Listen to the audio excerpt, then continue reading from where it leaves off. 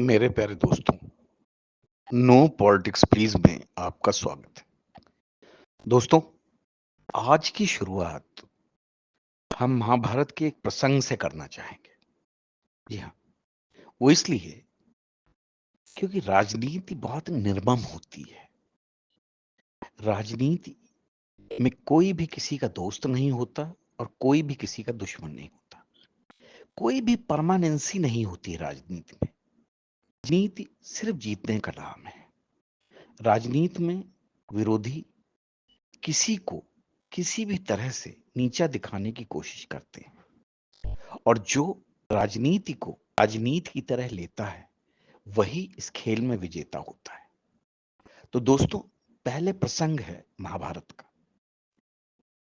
आपको याद होगा कि महाभारत में जब कर्ण का रथ कीचड़ में फंस जाता है और वो अपने पहिए को निकालने की कोशिश करता है, उस समय कृष्ण अर्जुन से कर्ण को मारने के लिए तीर चलाने को कहते हैं।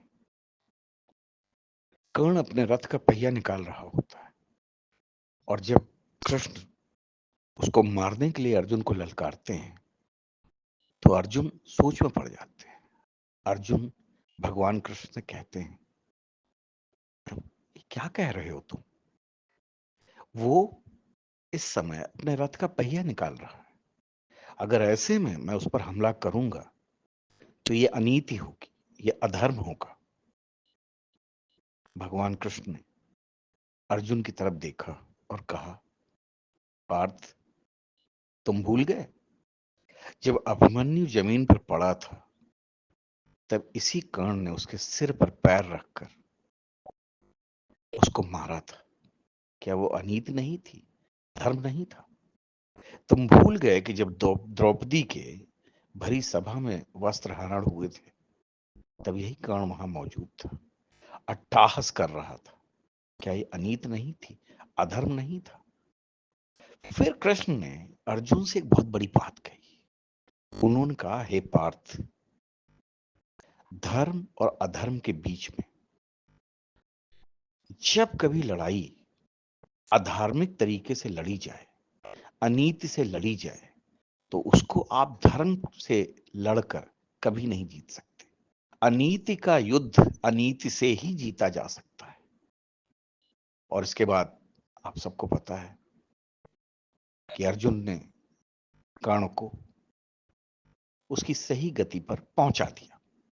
अब दोस्तों, आज ये बात क्यों सामने आ रही है? क्योंकि आज बीजेपी के सामने वही अनीति हो रही है और मोदी अपनी जिद में उस अनीति से जो युद्ध चल रहा है उसको धर्म से जीतना चाहते हैं। यही कारण है कि राहुल गांधी इस राजनीति के युद्ध में एक एक करके सारी संसदीय मर्यादा, सारे नियम कानून, लोकतंत्र की मर्यादा, संसद के सारे स्तंभों की मर्यादा ध्वस्त करते चले जा रहे हैं क्योंकि उनको सत्ता चाहिए और सत्ता पाने के लिए राहुल गांधी हर प्रकार के नियम कानून तोड़ने के लिए तैयार है। मोदी ये सोचते हैं कि हम राजधर्म निभाकर, हम संसदीय परंपरा का पालन करके इस अनीति के युद्ध को जीत लेंगे। तो मुझे लगता है कि मोदी बहुत बड़ी गफलत में है। मोदी की सबसे बड़ी गफलत तो ये थी पिछले 10 सालों में, जो उन्होंने सबका साथ, सबका विकास और सबका विश्वास के रूप में पाली हुई थी। ये मोदी की गफलत कह लो या मोदी की चुल्ल कह लो, क्योंकि कभी कभी क्या होता है, इंसान अपने आप को महान बनाने के चक्कर में दूध में पड़ी हुई मक्खी भी निगलता रहता है, क्योंकि उसको लगता है कि अगर मैं इस मक्खी को निकालकर बाहर फेंक दूंगा तो लोग मेरे ऊपर उंगली उठाएंगे कि एक जरा सी मक्खी भी तुमसे जो है निगली नहीं गई, और वो अपनी महानता का सर्टिफिकेट खुद ही अपने चेहरे पर चिपका कर घूमता रहता है। मोदी उसी हाल से गुजर रहे हैं। मोदी ने इतिहास पढ़ा है, मोदी बहुत जानकार है। मोदी को यह भी पता है कि यह अनीत का ही युद्ध था जिसमें 11 बार हारने के बाद भी मोहम्मद गोरी ने पृथ्वीराज चौहान का सर काटा था। काश पृथ्वीराज चौहान पहली बार में ही इस बात को समझ गए होते तो शायद इस देश का इतिहास कुछ और होता। मोदी अब तक ये नहीं समझ पाए हैं कि उसका साथ करो, उसका विकास करो जो तुम्हारे साथ है। सबका साथ, सबका विकास, सबका विश्वास ना हुआ है ना होगा, क्योंकि आप सबको एक साथ लेकर नहीं चल सकते। जो आपके साथ हैं, जो आपके पीछे हैं, जो आपके फॉलोअर हैं, आप उनका साथ दीजिए। लेकिन जैसे ही आप उनको छोड़ के दूसरे जो कि आपके साथ नहीं हैं, उनका साथ देने की कोशिश करेंगे, ना आपको उनका साथ मिलेगा और ना उनका जो कि आपके साथ है। मोदी यही गलती बार-बार कर रहे हैं। मोदी राहुल गांधी से इस अनीति के युद्ध में जब तक उसी तरह से जवाब देना नहीं सीखेंगे, मोदी कभी भी राहुल गांधी से विजय प्राप्त नहीं कर सकते हैं। क्योंकि राहुल गांधी का एक ही लक्ष्य है, वो है सत्ता प्राप्ति। वही जो दुर्योधन का था, चाहे उसके लिए उसे कुछ भी करना पड़े। राहुल गांधी अब उसी राह पे चल चुके हैं और मोदी पांडवों की तरीके से धर्म की और अधर्म के बीच में लटके हुए हैं। वो ये नहीं समझ पा रहे हैं कि इस अधर्म को जीतने के लिए हमें धर्म का सहारा लेना चाहिए या अधर्म को जीतने के लिए हमें अनीति का सहारा लेना चाहिए। इसीलिए इस देश का हर बच्चा बच्चा मोदी से पूछ रहा है कि मोदी जी, अब आपको मजा आ रहा है? ये मोदी की हार नहीं है, 240 सीटें आई हैं, लेकिन हाँ, मोदी को मजा चखाने के लिए राहुल गांधी जो आजकल कर रहे हैं, ये मोदी की आंखें खोलने के लिए पर्याप्त है। और अगर इसके बाद भी मोदी अपनी आंखें नहीं खोलते हैं और सबका साथ, सबका विकास, सबके विश्वास की चुल्ल को लेकर वो आगे बढ़ते रहते हैं, तो ये मान के चलिए कि मोदी का पतन, मोदी का अंत, बीजेपी का अंत निश्चित है।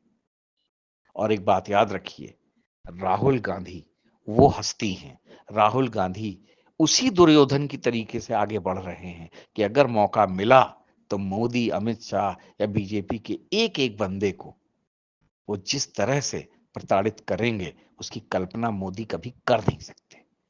मोदी नियम कानून से बात कर रहे हैं, मोदी भारतीय कानून पे विश्वास करके चल रहे हैं, लेकिन राहुल गांधी ऐसा नहीं करेंगे और इसकी झलक संसद में दिख गई है। जब राहुल गांधी बोल रहे थे तो पूरा पक्ष शांति से उन्हें सुन रहा था, लेकिन जैसे ही मोदी ने बोलना शुरू किया, राहुल गांधी ने अपने सदस्यों को उकसाकर वेल में भेजा और कंटिन्यूअस मोदी के अगेंस्ट में नारेबाजी करवाई। राहुल हर तरह से हर नियम कानून तोड़ने के लिए आमादा है। सिर्फ और सिर्फ उनका एक ही लक्ष्य है कि हिंदुओं को टारगेट करके, हिंदुओं को डिवाइड करके मुस्लिम वोट बैंक पे निगाह साधो। उनका एक ही लक्ष्य है मुस्लिमों को अपनी तरफ करना, ताकि उस वोट बैंक के सहारे वो 2029 की नैया पार लगा सके और साथ ही अभी जो बहुत सारे राज्यों में चुनाव होने हैं, उसमें वो सीटें ला सके। राहुल गांधी का एजेंडा क्लियर है। राहुल गांधी की नीति और नियत बिल्कुल क्लियर है। उन्हें किसी भी प्रकार के नियम कानूनों, संसदीय परंपरा या भारत के लोकतंत्र की किसी भी मर्यादा का कोई पालन नहीं करना है। राहुल गांधी को सिर्फ और सिर्फ सत्ता चाहिए। मोदी राजधर्म से बंधे होने के लिए अपने हाथ पैर मार रहे हैं, क्योंकि उनको लगता है कि राजधर्म के सहारे ही वो इस अनीति के युद्ध को जीत सकते हैं, लेकिन ऐसा नहीं है। मोदी बहुत बड़ी गलतफहमी में है। तो दोस्तों, आने वाला समय और भी मजेदार होने वाला है, क्योंकि राहुल गांधी ने हिंदू की एक डेफिनेशन तय कर दी है और अब कोई भी हिंदू कहीं पर भी उसके साथ कोई भी घटना या दुर्घटना होगी तो उसको बड़ी आसानी से बीजेपी का या आरएसएस का या मोदी भक्त सिद्ध किया जा सकेगा और उसके ऊपर हुए अत्याचार को इसी नैरेटिव के सहारे दबाया जाएगा और मोदी इस नैरेटिव की काट अभी तक ढूंढ नहीं पाए हैं। जी हाँ, मोदी को राहुल गांधी की तरह ही सोचना पड़ेगा, तभी वो इस अनीति के युद्ध में विजयी होंगे, वरना आने वाला समय इस देश, इस राष्ट्र के लिए बहुत ही भयावह होने वाला है। जय हिंद, जय भारत।